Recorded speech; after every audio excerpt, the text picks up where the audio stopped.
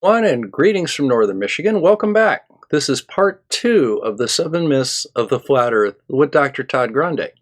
If you'd like to see the first 4 of those 7 myths, they're in part 1. There'll be a link in the description and one at the end of this video. So let's get started with myth number 5. Flat earth myth number 5 is the reason that many of us got into the debunking community, myself included.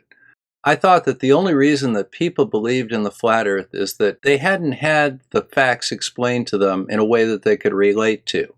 I thought perhaps I could teach them and they would understand why we don't dip our nose when we fly an airplane over the earth. Boy, was I wrong.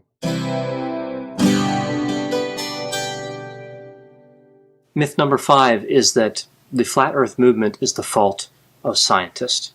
In a way, this is brought up in the film around this idea of the scientific community failing to communicate in a compassionate and understanding way with the flat earth movement.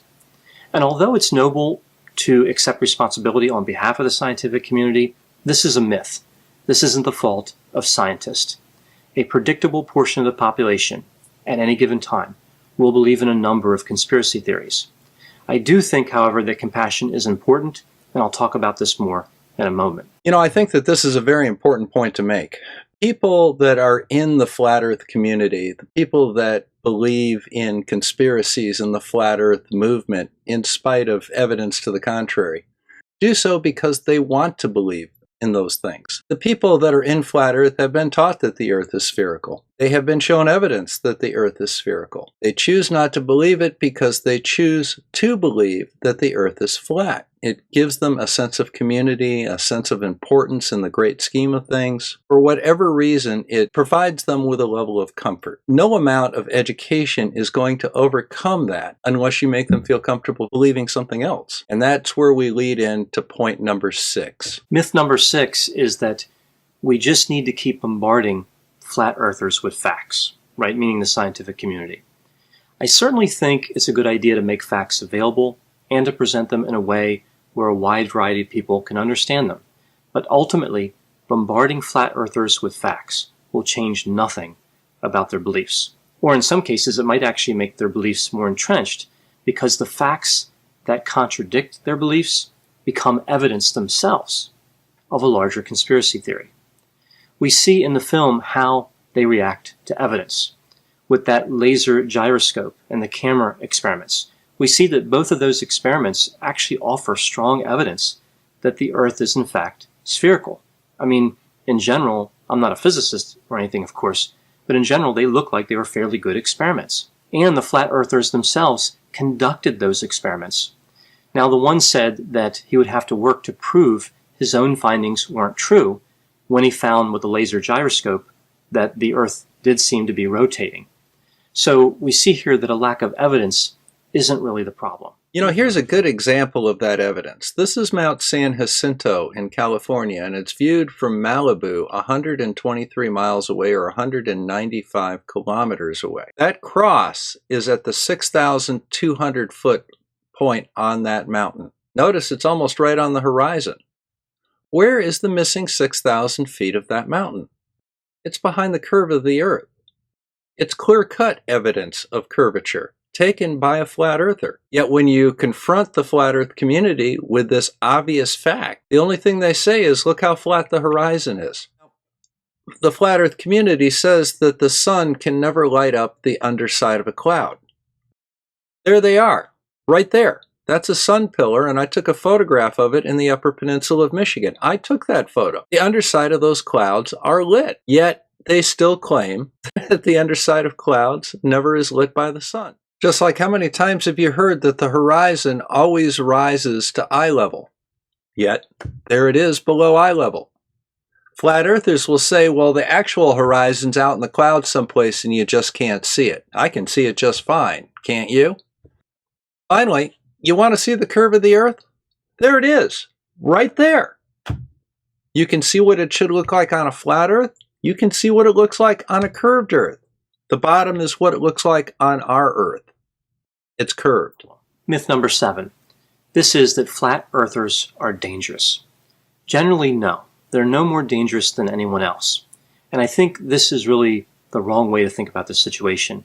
We see this touched on in the film just a little bit when one of the flat earthers was reading about a classroom where about a third of the students kind of went against the teacher when the teacher said the earth was spherical.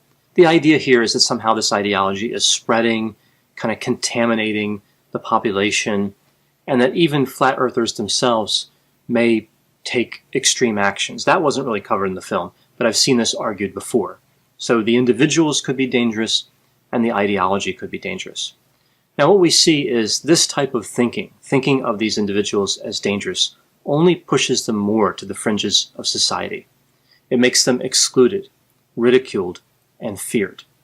All conspiracy theories come at some sort of cost. Some are more obvious than others. For example, the anti-vaccination conspiracy theory, I think, is a lot more dangerous than the flat earth conspiracy theory.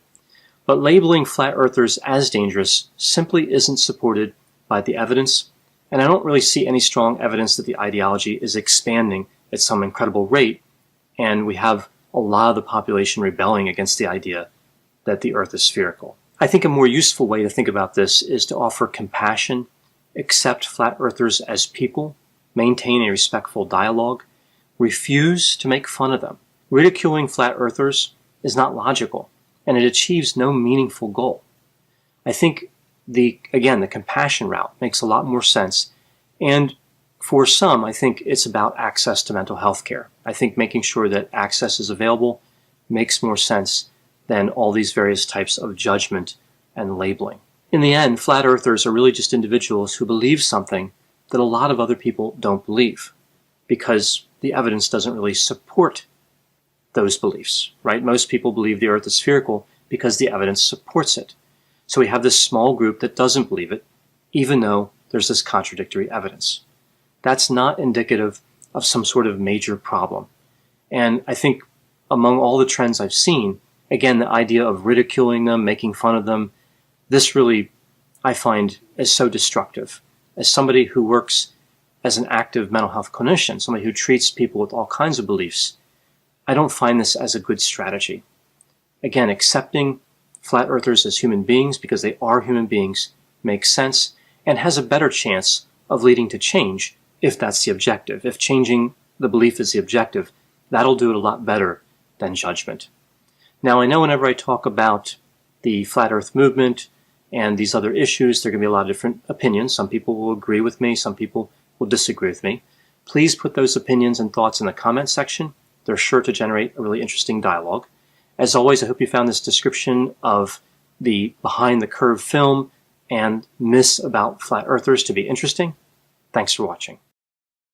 You know, I'd like to touch on two quick things. Originally, when I planned out this series, it was going to be 5 episodes, because what I wanted to do was I wanted to take Dr. Grande's comments and I wanted to contrast them to those of Phuket Word, who put out a response video to this. So I looked through Phuket Word's video a couple of times, and it consisted of over an hour of him just going, There wasn't a single counter argument to any of this other than So it became a little bit shorter, and I decided to do some comments myself. Now, I think one of the take-home messages from this video is, first of all, flat earthers are not dangerous. They're not a growing movement. They're not physically harmful to anybody. Nobody's going to die of measles because they believe in flat earth. Second of all, I don't think that this is an issue of education on their part. It's not that they lack intelligence. It's they don't want to believe anything other than what they want to believe in. Specifically, they are invested in the narrative of the flat earth movement, and they will defend that